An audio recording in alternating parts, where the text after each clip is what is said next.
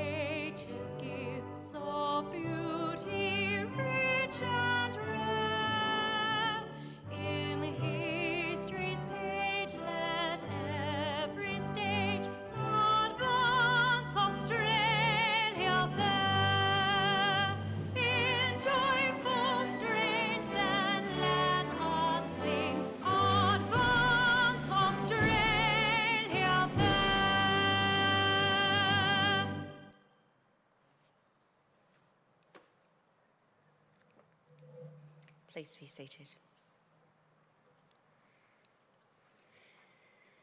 The Australian War Memorial was the vision of Charles Bean, Australia's First World War official historian.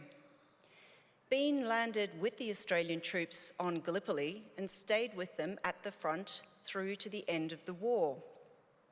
The idea of this national memorial and museum came to him at Pozières, France, in the depths of the bloody fighting of 1916.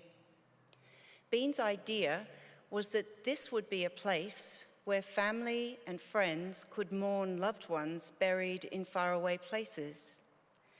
It would also be a place that could help all Australians understand what these men and women had endured and what they had done for us. Bean's vision, to which we remain true, is best expressed as inscribed in the entrance to the memorial's galleries.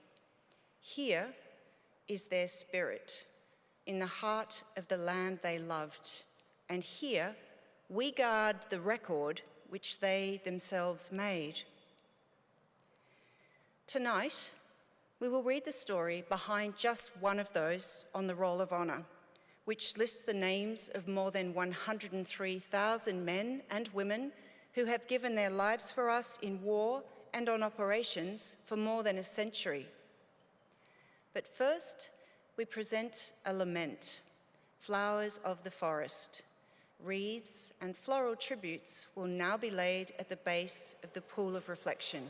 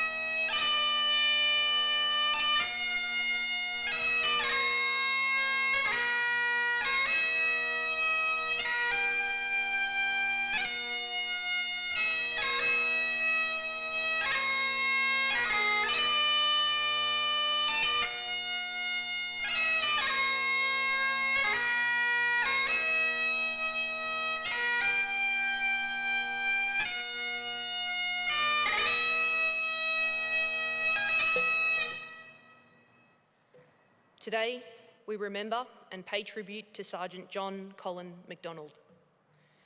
John MacDonald was born on the 30th of May 1908 in Bowen, Queensland.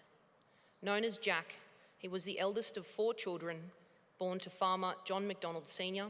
and his wife Margaret. Jack Jr. received his education locally before going on to work in the dairy and timber industries, where he gained a reputation as a fine bushman.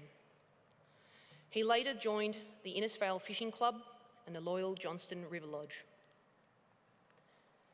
At the outbreak of the Second World War in 1939, he was working as a surveyor chainman in his local district. Jack MacDonald enlisted in the Australian Imperial Force in Cairns on the 20th of June 1940. After several months in training camps, he joined the ranks of the newly formed 2nd 26th Infantry Battalion in early December. He trained with his unit at Groveley and Red Bank camps before moving to Bathurst in February 1941.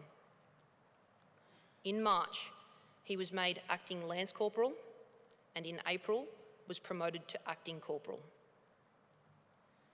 During his time in camp, Private MacDonald was hospitalised several times and had surgery to remove his tonsils in June.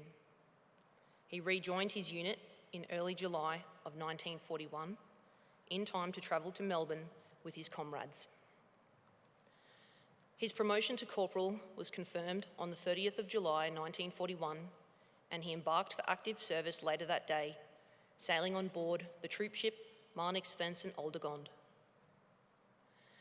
MacDonald arrived in Singapore on the 15th of August 1941 and was sent to hospital with mumps almost immediately. In September, he rejoined his unit at camp at Chunky Village on the northeastern tip of the island. At the start of October, MacDonald and his comrades were deployed to Malaya, where they were engaged in training and preparing defences in anticipation of war with Japan. Split across the island, MacDonald's unit saw little action for the remainder of 1941. In January the following year, his unit moved to Johor on the western side of the Malayan Peninsula before being deployed to the Segamat sector, where they fought alongside British and Indian troops. MacDonald's unit was later deployed to a frontline position at Jamas, where they successfully ambushed the enemy on the 14th of January. As the Japanese advance continued, the 2nd 26th Battalion began a fighting withdrawal, crossing into Singapore at the end of January. Within a week, Japanese units began landing on the northwest of the island, and Singapore was under attack. Fierce fighting ensued as troops fought to maintain control of their positions. By the 15th of February, however, they had lost access to Singapore's reservoirs and were forced to capitulate. Later that day, Lieutenant General Arthur Percival, commander of the British Empire forces in Malaya, surrendered to the Japanese. Singapore had fallen. MacDonald's commanding officer later recorded in the unit's war diaries, "We heard Japanese cheering in their lines. A bitter pill to we Australians, and it is hard to realise that this war is over." Australian units suffered more than 3,000 casualties in the battle for Singapore. Among their number was Sergeant Jack MacDonald, who was reportedly hit by enemy fire while rescuing a comrade and later died of his wounds. He was 32 years old.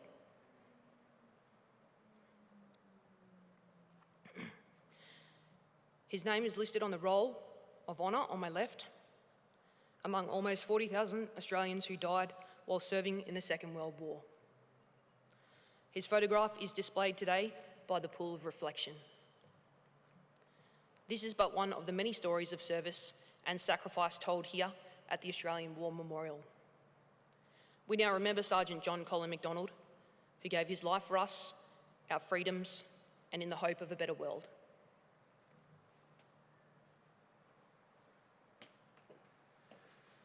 Please stand for the reading of the Ode and the sounding of the last post.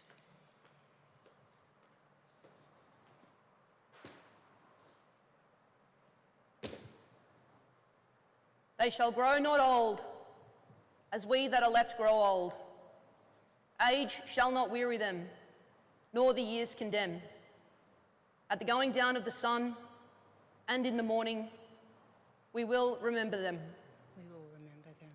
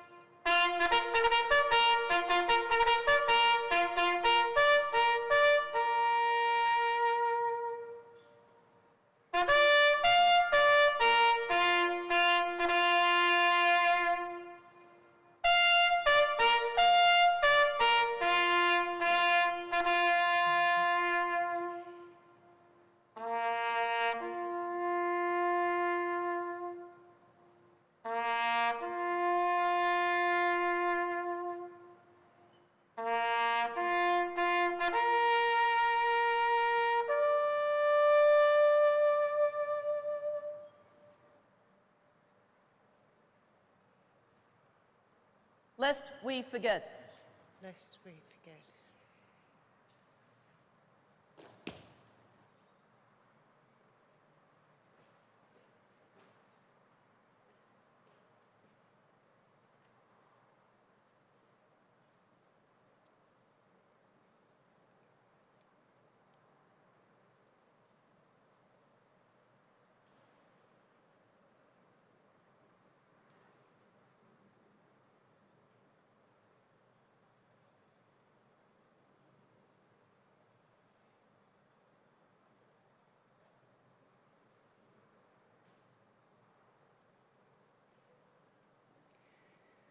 We leave you this evening with the words of the memorial's founder, Charles Bean. Many a man lying out there at Pozières or in the low scrub at Gallipoli, with his poor, tired senses barely working through the fever of his brain, has thought in his last moments, well, it's over. But in Australia, they will be proud of this. Ladies and gentlemen, that concludes the last post ceremony. On behalf of our director, staff and volunteers, thank you for visiting the Australian War Memorial today and for your continued support of the Memorial's development project. We wish you all a very pleasant evening.